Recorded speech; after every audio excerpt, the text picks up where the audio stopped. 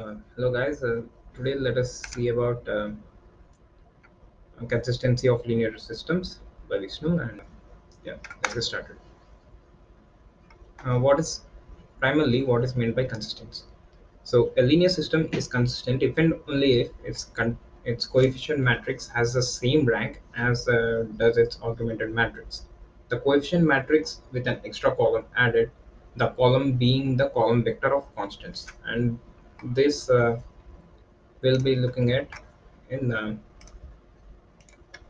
the Gaussian rule, this statement.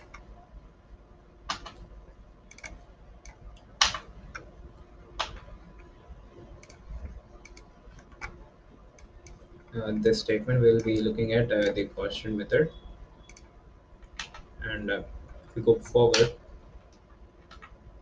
consistent systems. If both the lines intersect at a point, then there exists a unique solution to the pair of linear equations. In such a case, the pair of linear equation is said to be consistent. So, what they're basically saying over here is, let's consider a graph and where two lines, let's say this is line 1 and this is line 2, then there is a point where they both coincide, and this is nothing but the first equation states. And second equation, it's algebraically, if a1 by a2 is not equal to b1 by b2, then the linear equations pair is consistent. So in the third point, they are saying like, if the lines coincide with each other, then there exists infinitely many solutions, since line consists of infinity points. In such a case, the pair of linear equations is said to be dependent and consistent. So it's dependent and consistent if and only if the graph. Let's consider this is a graph, and this as line 1 and this as line 2. Sorry for the bubbles, and sorry.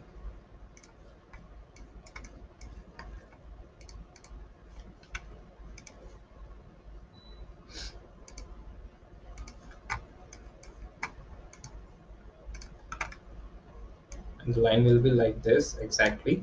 So there will be infinity number of points where these both lines are coincident. So that's what they are trying to say, and this is all about the consistent systems and two different cases. And general form. A general system of m linear equations with n unknowns can be written as a11x1, a12x2, and so on. A1 to am1x1, am2x2, and so on up to amnxn. Where over here, m and m by n, it is um, m by n, where m represents number of rows and n represents number of columns. Where this is the mth row, where first row, this is the first column, second column, and nth column. And similarly over here, second row, first column, second column, nth column. And over here, this is the mth row with the first column, second column, and nth column. So as you can see over here, where x1, x2, and so on up to xn are the unknowns, and a11, a12, and so on up to amn are the coefficients of the unknowns, and b1, b2, and so on up to bm are on constant terms. Let's go ahead, and using matrices, there are two methods. One is Gaussian elimination and one is Cramer's rule. So let's see one by one. Gaussian elimination, it's like, um, let's consider a1x plus b1y plus c1z equals to b, a2x plus b2y plus c2z equals to q, a3x plus b3y plus c3z equals to r. So For the Gaussian elimination, we will be, this forms a 3 by 3 matrix basically, because we have A1, A1, B1, C1, there are three values, and in this direction and this direction, so it will form a 3 by 3 matrix, and we will considering the matrix as A1, B1, C1, P, A2, B2, C2, Q, A3, B3, C3, R, and this is how we consider, and we will separate it with a line. And now, what is our main agenda? I mean, the main goal of this is, by using row operations, where we'll be only touching uh, these parts of the matrix, which are this or this or this. We'll be only considering the matrix in this format. There's nothing but the row operations, these are also known as.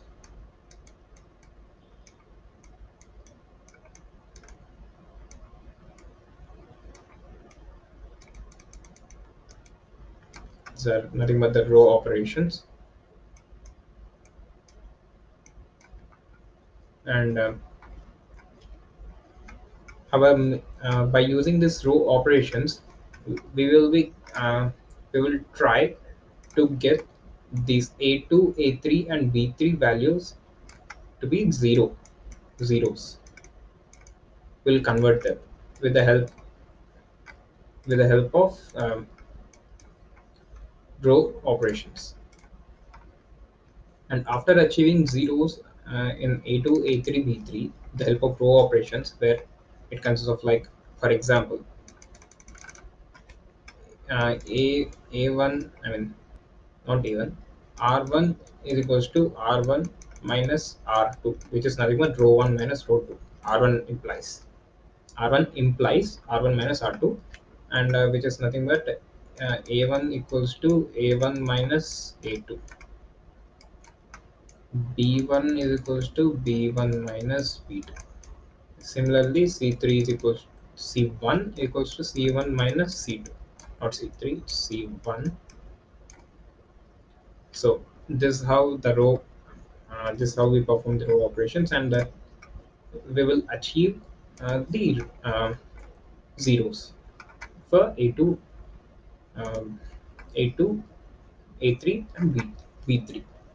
So after getting zeros, the equation will be like A1 x plus b. We can rewrite the equation by considering the values after getting the zeros. Well, a1 b1 c1 will not be equals to the first the primary equations, because we have gone through row and column operations. Only row operations we have gone through, not column. b1y plus c1z equals to b, and we will also, uh, for this, p is equals to p minus q. It's also there. We'll be subtracting these values also. So there will be no a2, because a2 is 0 now. So b2y plus c2z equals to q, and c3z equals to r. Now with the help of this third equation, we will get the value of z. And after getting the value of z, we will substitute the value of z in the second equation, and we will get the value of 5. So after that, we will get the value of 5. And now we have z and y values, so we'll just substitute them in their respective places in the very first equation, and with the help of that, we will be getting the value of x. So ultimately, we will get the values of x, y, and z using Gaussian elimination. um, and Cramer's rule. Cramer's rule is also a bit same, but it's completely different. So let's understand what does it mean. A1x plus b1y plus c1z equals to p. A2x plus b2y plus c2z equals to q. A3x plus b3y plus c3z equals to r. So now, uh, we'll write it as d, which is equals to A1, A2, A3, B1, B2, B3, C1, C2, C3. And after doing this, we'll find the um, mod of D, which is nothing but A1 times of B2 C3 minus B3 C2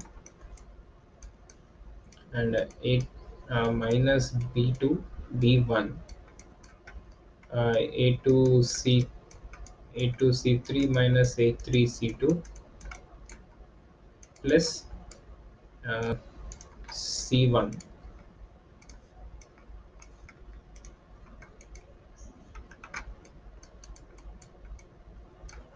C1 A2 B3 minus B2 A3. And this is what we'll do. And after doing this, we will get the value of D. Let's consider it as E. And after getting the value of D, uh, to get dx, we will find, we will just replace the first column with pqr. I mean, with the constants of the respective equations: pqr, b1, b2, b3, c3, c2, c1. And the same procedure, I mean, the same method is been carried out over here also. And we will get dx value of dx. Let's say it as f, and d of y is equals to a1, a2, a3, p, q, r, c1, c2, c3. And after getting this, after doing the same method, we will get mod dy is equals to p of g. And similarly, dz equals to a1, a2, a3, p3, b2, b1, p, q, r. And we will get it of dz as h. So after doing all this, um, after finding the value of d and dx, dy, and dz, we will we will be finding out the values with the help of um, dividing them. I mean, which is nothing but dx by d and dy by d and dz by d. We will get the value of x in terms of numbers, and dy value, y value, and over here z value,